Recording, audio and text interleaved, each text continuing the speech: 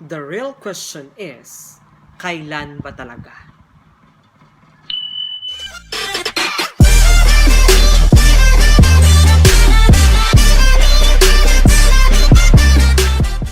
Hi dear! Thank you for clicking my video and for taking time watching. I hope at the end of my video, you will subscribe and hit the notification bell for more updates. Today, we were going to discuss about has been, have been, and had been. Has been and have been is in the form of present perfect progressive. If the subject is singular, like he, she, and it, then you are going to use has been. If the subject is plural, like we, you, and I, then you are going to use have been.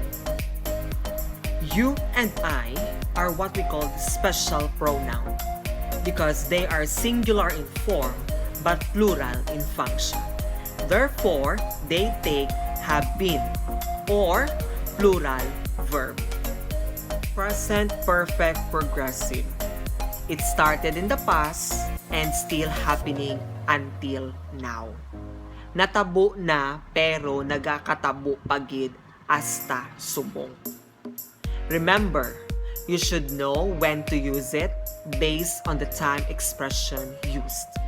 Form of present perfect progressive has been or have been plus verb in ing form.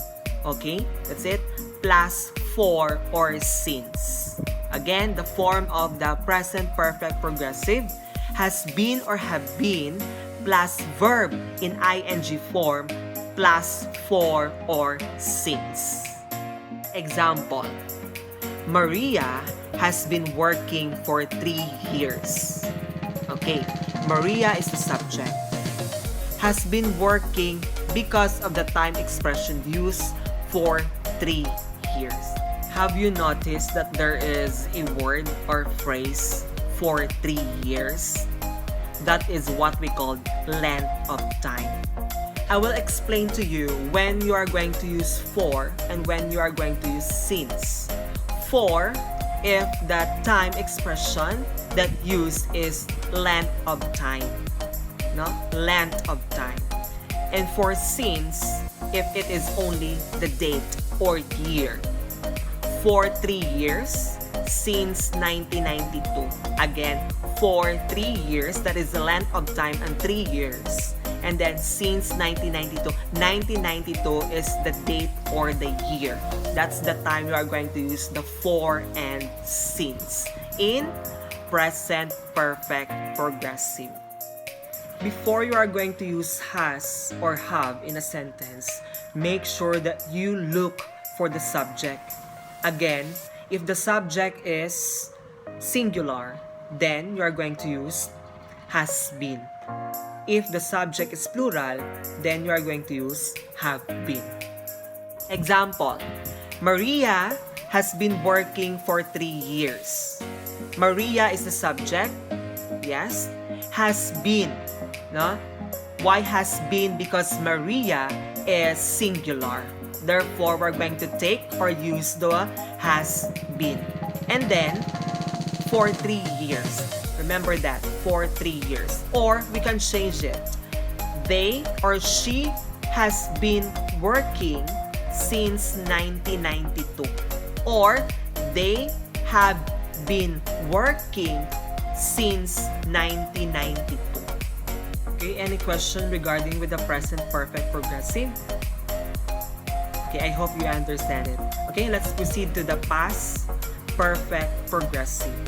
Okay, had been is in the form of the past perfect progressive. It started in the past, continued up until another time in the past. Meaning to say there are 2 actions. Again, there are 2 actions. The form of past perfect progressive is this. Had been plus verb in ing form plus for, no? Length of time, and then plus the second action. Again, the form of the past perfect progressive is this. Had been plus verb in ing form plus 4, no, which is the length of time, plus the second event, the one that interrupts the action. For example, I had been studying for 4 years by the time I graduated from high school. Okay. What are the two actions happened? I had been studying for 4 years. That is the first action. And the second action is I graduated from high school. Let's go back to the previous example that I've given to you. I had been studying for 4 years by the time I graduated from high school. If only the sentence is this, I blank for 4 years, therefore, it is not in the past perfect progressive, but rather it is in the present perfect progressive.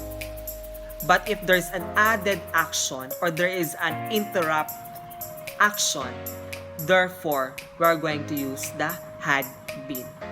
I had been studying for 4 years, first action or the first event. By the time I graduated from the high school is the second event.